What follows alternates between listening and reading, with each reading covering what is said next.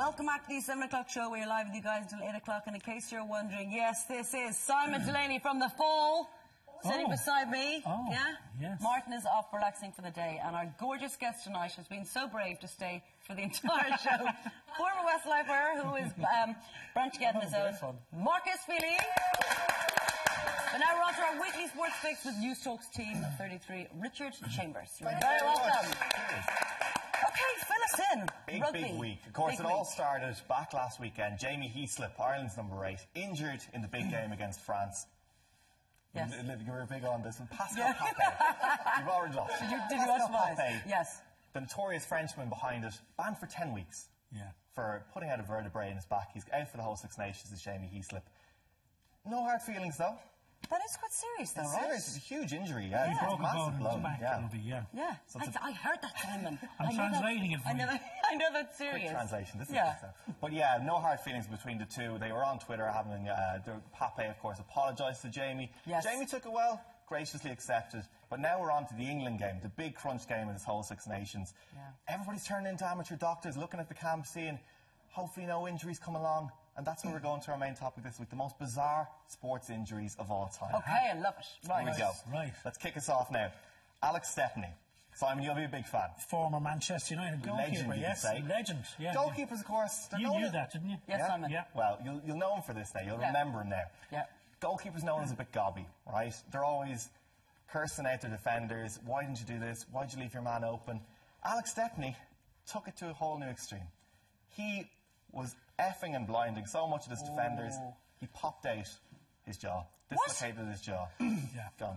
How? That's by an talking. injury. Just by He dislocated his own jaw he was roaring that much at the back four. Yeah. He actually dislocated his own jaw. You got to feel sympathy for her. Yeah, and there it is. Yeah. See, shouting gets you over. Yeah. Yeah, There you exactly. go. And all, Exactly. It's come true, lads. Footballers, they tend to get themselves in this. Dave Besant is, of course, another goalkeeper, dropped salad cream on his foot. That's a bit of an ouch. Okay. Kirk Broadfoot. Not just the sauce, he dropped the bottle. The whole bottle. It wouldn't put you out for that long. That's The serious. sauce You are going to get time out very soon, my friend. You thought, what injured him by a bit of salad? I did actually. I'm going to be honest. They're known as theatrical for driving. You but did that'll be think good. that, didn't you? I did. know. We did as well. Yeah, just thinking about food. Yeah. It's the korma. It's the korma still in the end. Smell of korma. This is the next one. It's another food one, actually, funny. Kirk Broadfoot, Rangers defender. Say what you like about Rangers. Scottish football. Yeah, Thank you, Simon. here we go. He was looking for a quick protein fix, as you do. Professional athlete. Thought he'd poach himself a few eggs in the microwave, you know, quick hit of it. Goes to open up the microwave. Eggs explode in his face. Ouch! Nasty one. You see, it's not even the injuries, it's ringing the club that afternoon. Yeah, it's like, what happened to you? Listen, I'm The not thing going to is- be in. What Sorry, happened? boss. A poached egg exploded on me. You know, nasty things. And me you know. mates at the dropping salad. So Did he leave it in for too long or something?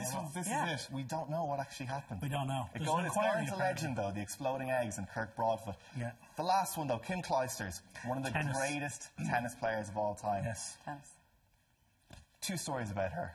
We've all known to come a cropper on wedding dance floors.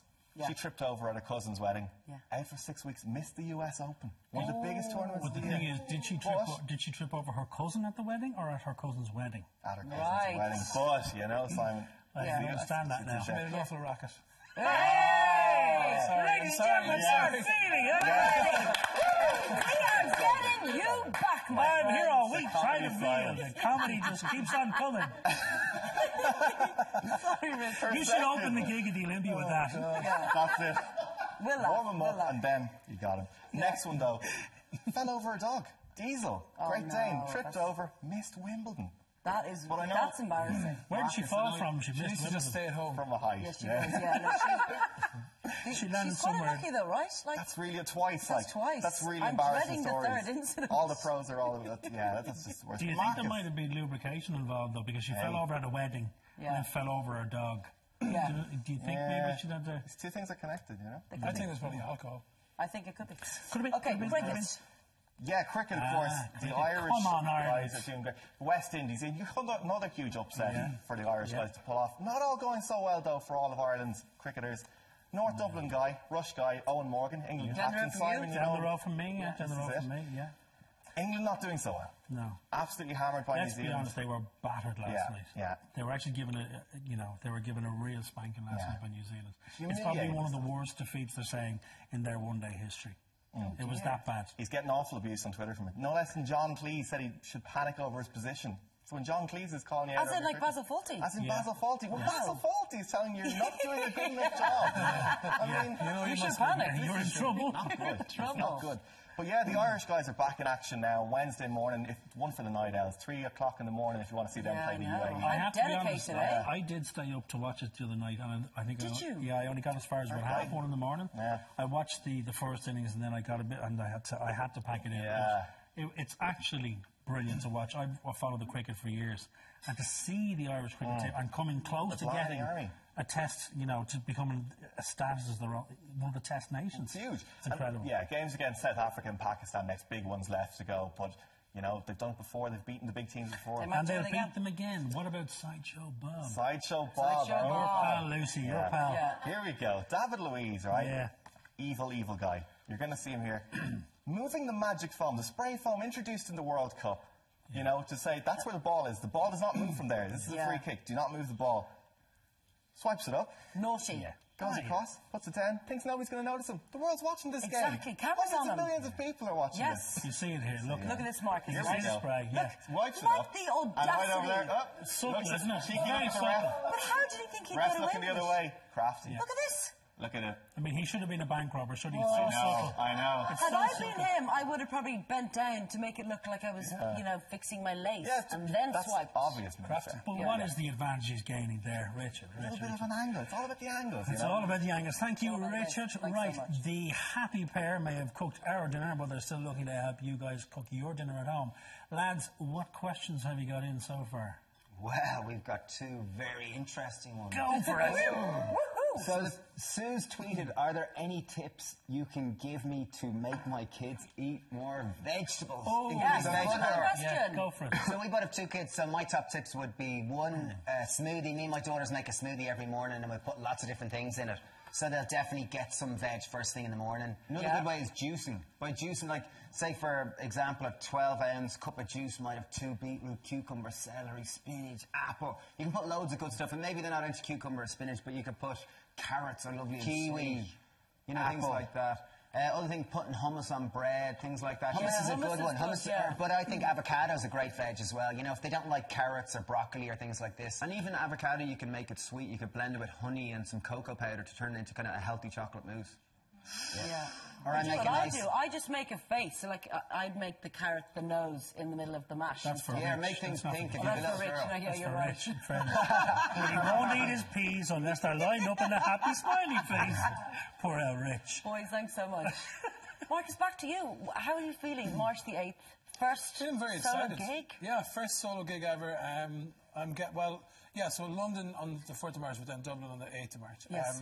I'm just really excited. I could spend hours and hours getting nervous and worrying about stuff, but I just think it's that's the kind of thing I might have done before. But I just think if I'm going to do this, you have to try and just focus and do. I've been performing for a long time, so there is parts of this that are brand new, but it's also something I've been doing for a long time. So I'm hoping that experience will just kick in and. Yeah. In terms of the actual album and more so the gig itself, what can people expect to hear, Marcus? How different is it going to be from Westlife's catalogue of work? Is it a big step away I from was it? kind of quite interested to see how different people thought it was. My first single, Love's the Drug, was played on the radio yesterday, and I was kind of interested to see the feedback. Yeah. And a lot of people are kind of saying, wow, it's not what I expected, How would you describe the sound? What genres does it sit into? There's a bit of, all of my kind of personal influences, which would be gospel, soul, R&B, they're definitely in there without a doubt. But at the same time, the producers I worked with there's some synth in there and like electronic sort of pop sounding music as well. So it's kind of, I honestly don't know how to describe it. I'd rather other people describe it for me because I Everyone wouldn't just know how has to go and see you. Yeah, it's going to be great. I'm going to be doing that song, which people by then will hopefully know because it's on the radio. Yeah. I'll be doing another couple of songs that people will know from the past, and the rest will be new songs. And I suppose it's one of those things where a lot of bands and a lot of artists do start off playing gigs around the place, whether it's in bars or clubs, and they're playing songs that nobody knows, and that's. I'm excited to start from scratch like that, you know? Yeah, but you've been writing, haven't you? Writing songs for literally like 2 years. Yeah, for this album, I've been writing for a long time, but for this album, I've been writing since the band finished, really. The minute the band finished, you know, everyone kind of would assume you'd get away from music for a little while. Yeah, take a break. To me, naturally, like when I wake up in the morning, the first thing I think about is music, you know. So to me, it was kind of it wasn't the same as what I had been doing, you know. Yeah. I was going into the studio to start this whole new kind of adventure or journey, and is the process different, Marcus, in writing your own material as opposed to writing stuff with the band or for the band? Yeah, you're writing this from. It's very different because it's your soul that's on the paper. I mean, it's very different. I like most writing sessions would start with having a conversation about what's. For me, for some reason, mostly it's about what's annoying me. I was going to say. Yeah. You get it all off your chest. Yeah, like exactly. Therapy. Yeah, and so that's kind of how most things start or whatever. And I kind of tend to write songs more about things that annoy me or frustrate me. When I'm happy, I just go to the pub with my mates. So but I go to the studio. I'm kind of inspired to go to the studio, and I'm inspired to write about stuff that is a bit more kind of angsty and frustrated and no, I do have happy moments as well. You know, it's not all kind of completely morbid or anything. But there's poppy stuff. There will be poppy stuff there. Yeah, to me, like my music, like in general, like I want it to be pop music, you know, but it's just different pop music to Westlife. Yes. So it's very exciting. It's very exciting. I'm really, honestly, I thought I'd be more nervous and I thought it'd be weirder and stuff like that, but I'm just enjoying it, you know. And I can talk for hours about this because I know how the songs were written. I know what they're about. This is your baby. Yeah, I'm talking about something that's very personal, so it's kind of enjoyable in a sense. Throughout all that time that you spent with Westlife, though, Marcus, what would be, if you had to pick one highlight from those years? You only led one. What would it be? There's so many, but I mean, I think the last kind of thing that's still fresh in my mind, nearly 3 years later, is the gigs at Croke Park. You know, we always said from the word go, like when we were 18 years old, 19 years old, Look. I love that picture, actually. I put that on Twitter a little while back. Where are you in that picture? That's actually not the very last one. That's the first time we played Croke Park, I think. Sorry. What sort of crowd is there? How many are there? 80,000? It was over 80,000, yeah. I don't know exactly, to be honest. But, like, as I said, from day one, we always said that we wanted to go out with the band on a high, not kind of fizzle away into sort of, you know, struggling grounds. Yes. And I'm so happy that we got to do that, you know. I'm so happy that Croke Park, because people originally wanted us to do a few gigs in the I was going to call it the Point, sorry. It's the Three Arena. The Three Arena. And I kind of was like, wait a minute, this is our last ever gig. Like, what if we were to go for Croke Park again? And people were very wary, and we just had this thing in our gut about Croke Park. And then we put one on, sold out in minutes or whatever, and then we done two in the end. So that's definitely gone out with a bang. Absolutely. That was big time. They were the most amazing gigs, you know, and I still remember it like it was yesterday. It was very emotional.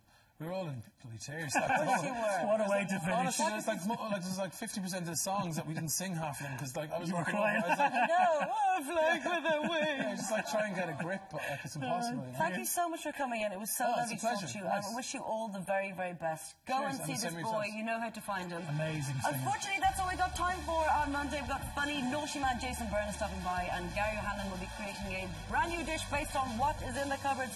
Thank you so much. Thank you, boys. Bye. Have a lovely weekend.